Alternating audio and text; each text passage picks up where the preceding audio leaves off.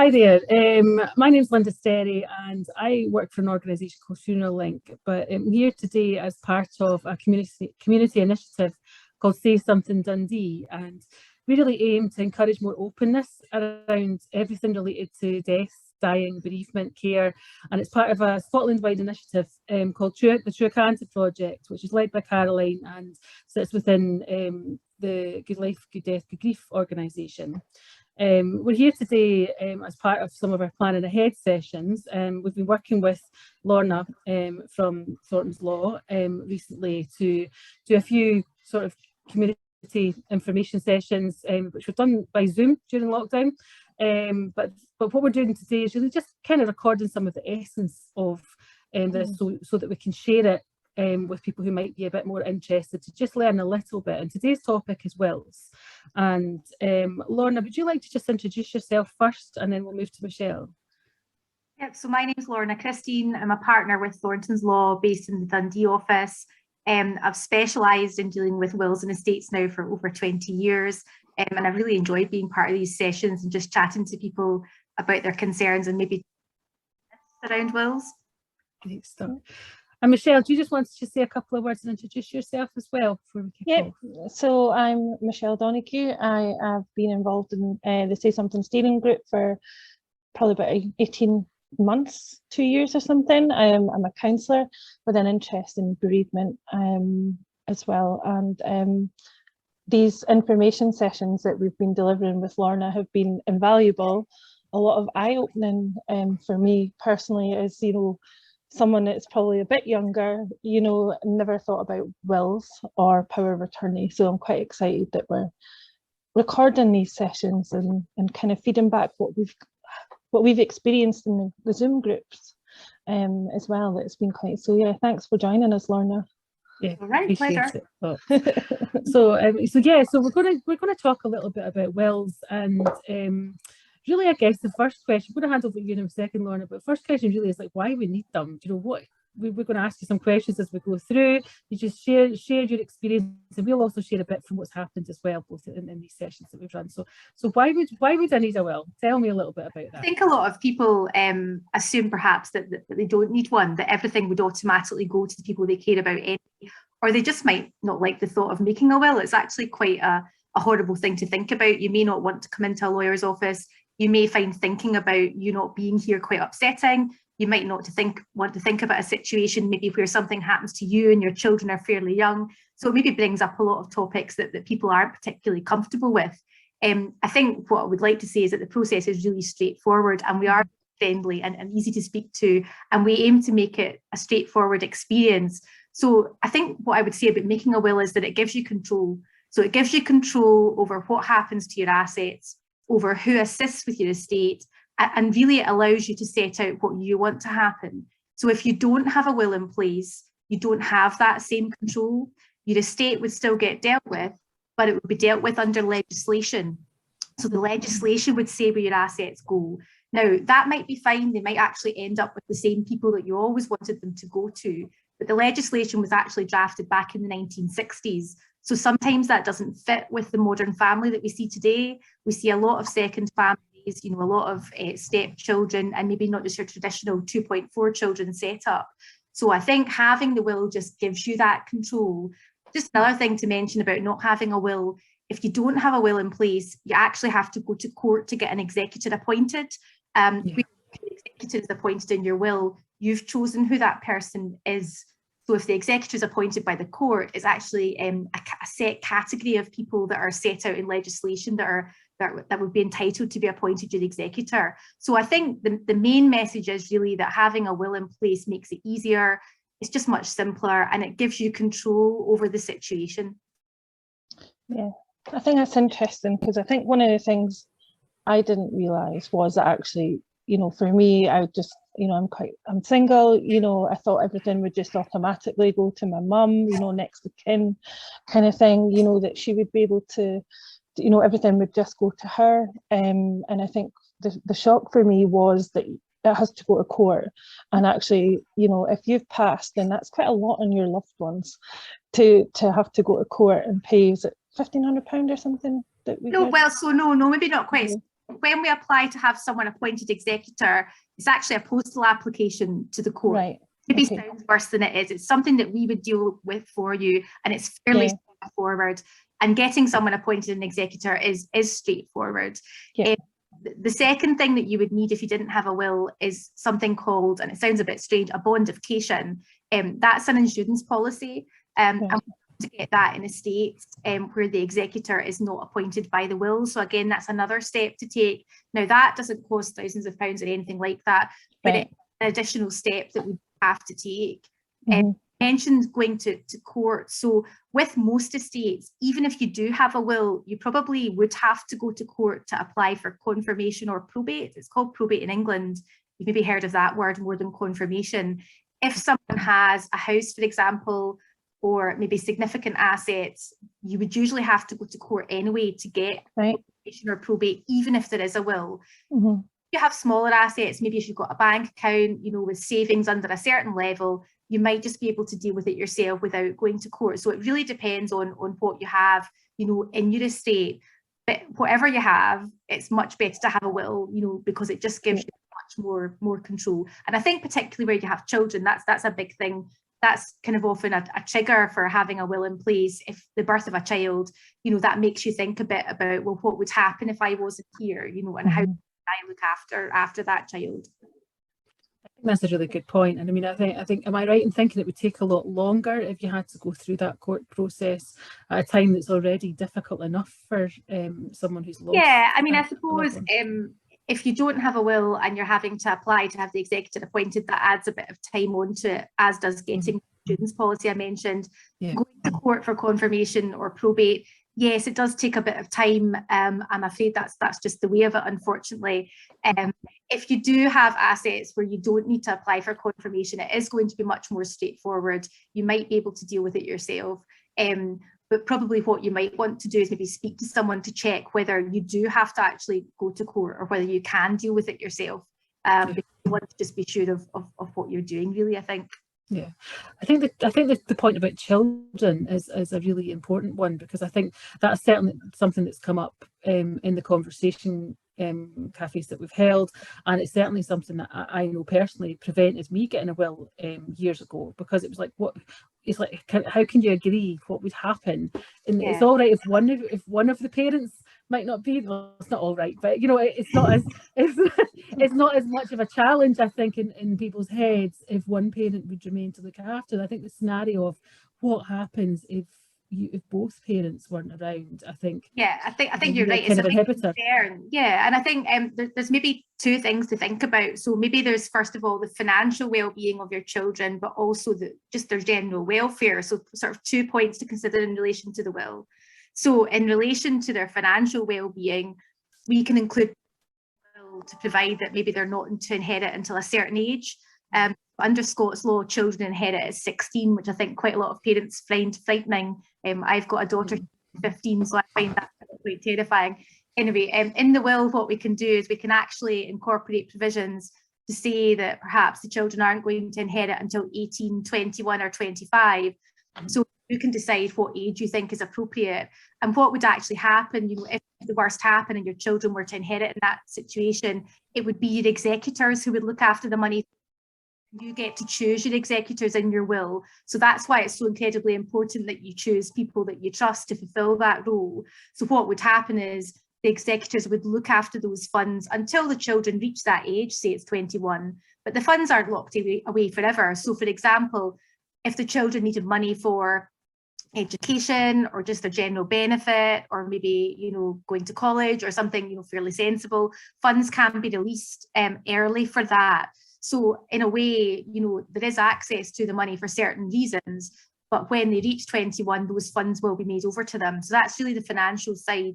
With the kind of welfare side, guardianship is something that we mention in the wills. So if something happened to you and something also happened to the children's father, for example, you would want to appoint guardians in your will. Now, they're the people that would actually look after your children day to day. So your children would live with them. they would buy their clothes, look after their general welfare. Now, they might be the same people as the executors, which a lot of people do just to try and make it sort of work quite nicely, but it could be different people. And you might want to appoint a couple. I think when you're appointing guardians, that's always a tricky clause for any couple to think about, because you don't want to favour one family over the other. It's quite a difficult decision. So you want to have a think about who would be suitable. And a lot of people think about their parents, but actually sometimes parents can become be getting more elderly, and maybe it would be too much for them to take on young children or teenagers. So quite a lot of people do appoint maybe someone younger in the family, could be, you know, a sibling and their partner, or, you know, just a close family friend. Something else to think about as well with the guardianship clause is whoever you appoint, the children are probably going to be living with them. So are they in the same area as you? You know, would they be at the same school? These are things that you probably don't want to think about, but they are to consider when you're appointing a guardian. So really 2 things to consider: the financial well-being of your children and also their general well-being. It's not a nice thing to think about. Having said that, I mean, I think I've only had a situation maybe once in the last 20 years where the worst has happened and young children have found themselves without parents and the guardianship clause has come in. I think it's a good idea, though, to actually speak to the people that you're going to appoint as guardians before you do that. Yeah. Really big thing to say, you know, will you have my children? It's likely to happen, but it's something that you would want to discuss with them. Even just from simple practicalities, you know, size of their house, would they have room, you know, that kind of thing. It's also a really good idea to speak to the people that you're planning to appoint as executors, because again, that's a role that they would be fulfilling, you know, within your estate. So that's really about children.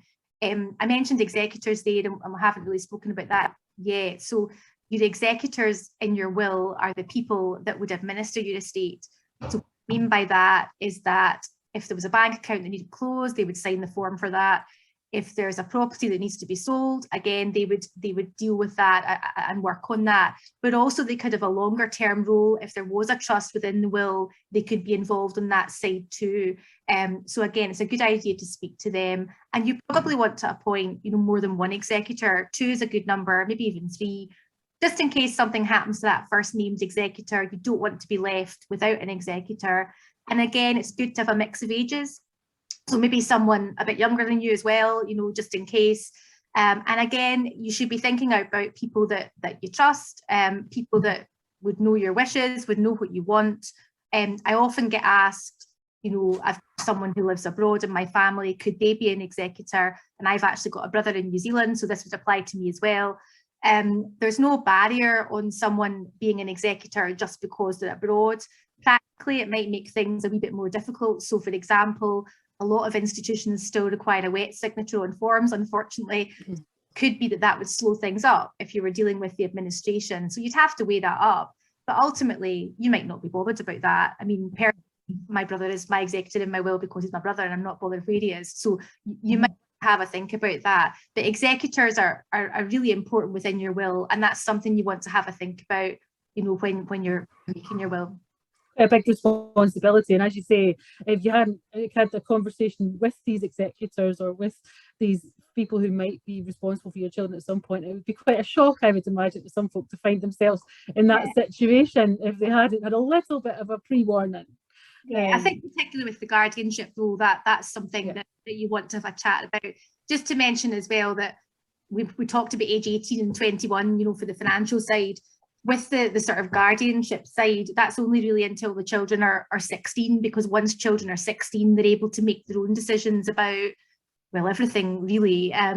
The welfare side of things probably wouldn't last as long, but that's not to say that they would go out the door, you know, the minute they're 16 and off into the big wide world. I'm sure they wouldn't, but it's just your role, if you were appointed as a guardian in the will, would really be until they were 16. So I'm thinking a little bit about the cost. I mean, we mentioned costs earlier on here. You know, I mean, roughly speaking, how much does it cost for if I'm a single person and I want a will, or if I was a couple and I mean, you know, I want a will? Just roughly speaking, what are the kind of usual fees involved about this? For a straightforward will for a single person, it's usually around maybe £250 plus VAT, something like that. If it was for a couple, we would do mirror image wills, so you would still have your own will, but they would likely be a reflection of each other's. And usually the total cost for that would be around maybe 450 plus VAT. So it's not insignificant, but I think it's important to have that will in place. And just to speak a wee bit just about the process of what you would expect to go through if you were going to have a will in place. Usually what that would involve is maybe 2 meetings with a solicitor. The first meeting would usually be to have a chat about who's who in your family, what assets you have, you know, what your plans for the future are, and we would take instructions and go away and draft your will. And the second meeting would usually be to sign that will. Now, with lockdown and all the changes that's brought about, we're doing a lot more meetings online now, so we're doing meetings over Zoom. We're still doing face-to-face meetings as well, and I think most solicitors are the same. Certainly nowadays, when it comes to signing your will, we are allowed to do that electronically like this. So, you know, for example, Linda, you might have your will in front of you and I would watch you sign it, and then when it comes back to me at the office, I can witness it. So that's been a kind of advance, you know, because of lockdown.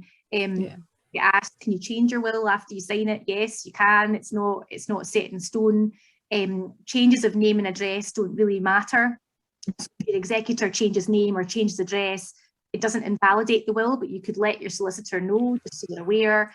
But if you wanted to change part of your will, so for example, if you wanted to change an executor or add in a legacy of an engagement ring or something like that, that's a fairly small change, and we can usually do that by way of a document called a codicil. So that really just amends part of the will. I think what we're trying to do with the will is really to try and keep it nice and flexible, so that it's a framework for the future. We don't want you to have to come back and change every 5 minutes. We really want it to last for you. Having said that, we do recommend you review it maybe every 5 years or so, or if there's a life change, you know, a birth or a death or a marriage or a divorce, have a look at it again. Just check that it's still what you want.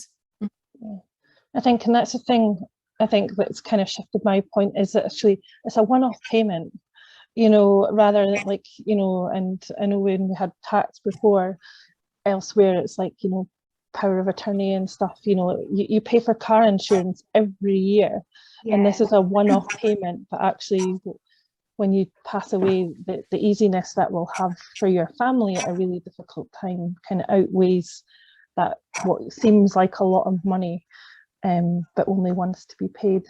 Yeah, I think so, and I think it's also, it does make things easier for the family if they know there's a will there. You know, they don't have to have that extra worry. And normally what happens is once the will's signed, the original's kept usually with the solicitor, you know, in a safe or a strong room, and a copy's sent out to the client. So you would normally just put that with your financial papers. Most people have got a desk or a drawer or somewhere where they keep those papers. And you know, you could even say to your kids, look, I've got a will, and that's where it is. Some people say, well, how do you know if someone has passed away? And often what happens is, you know, one of the executors might phone us, one of the children might phone us, because, you know, the person has passed away and they've got a copy of, or they found it in the house. Yeah, there's something else that came to mind, Lorna, and that's when you spoke about not having the kind of normal family settings and having, you know, people separated, but maybe still married, but they're separated and then met somebody else, and where the entitlement of assets go to and stuff. And I remember having quite a bit of discussion on that before. Yes, I think so certainly if someone was separating, we'd be encouraging them to look at their will, you know, as a priority, to revoke their old will, which would probably be in favour of their ex-spouse or partner, and to put a new will in place. Usually at that time, what they'd also be doing would be putting a separation agreement in place. That's not something that I specialise in at all, but you know, a lawyer would deal with that. And the separation agreement would deal with any entitlement that the spouse still has in their estate until, you know, they're actually divorced. And it would usually say that they're not going to be entitled to anything from their estate from that point on. So the key thing really is just to be aware of these stages, and if you are going through a separation, to look at your will and to make that. We are seeing lots of second families nowadays, and that brings with it, I suppose, more complexity, because you want to be loyal to your new partner, but you also have children from your previous relationship. And you know, what happens if you pass away? How do you keep everyone happy? And there are certain types of wills that we do for that situation. Don't want to get too technical, but will is called a life rent will. And what that allows you to do is maybe to leave your house and life rent to your partner while they're still alive. So that allows them to live there if something happens to you and their day-to-day life won't change. But on their death, that house passes intact to your children, and that can't be changed. So that's quite a common will that we do, because it gives the person that sort of comfort that they are looking after their new partner, but also they know at the end of the day the assets will go to their children. I have a lot of clients that come in that situation and say, well, we'll just leave everything to each other, and then whoever's left will split it among all the children. That's fine. I agree that that's great. But what I would say is whoever is left can ultimately change their will if they want to, and they could exclude their children. And I'm not saying that they would exclude children, but these things can happen. So it can happen. Yeah, a life rent will is a good option for someone in that situation. Yeah. It's a lot of food for thought, and that's what we wanted out of these kind of conversations, is to get people thinking. Actually, the complexity, and and you guys have been great coming on and doing these workshops with us, and the chat to get people thinking about that and planning ahead too. Yeah. No, I think that's great. I think we've certainly talked a little bit around why we need the wills, what the cost, what would happen if you don't have one, and some of the kind of interdependencies and the challenges that people might face, and some of the barriers, I guess, as well, about worries about what's going to be difficult about that conversation, because it's not an easy thing to do, but it is so important when you're planning ahead. And I think from the work that I do, I know that families who don't know their loved ones' wishes find that quite challenging. So I think I would encourage anyone who is thinking about it just to take a step and pick up the phone and try and have that conversation, even just to say, I'm thinking about it, what else do I need to know, would be a massive starting point for folks. I think, is there anything else you want to add before we round up this session? No, I think just as well, if anyone's got an existing will, even just to review it and look at it and check that it is still what you want. It might have been put in place 20 years ago, but it may still be fine, but have a look and see. And even if, just to review things and keep an eye on them. And I think just the main message is that it's a way of giving you control and trying to make things straightforward for your family if the worst does happen. Absolutely.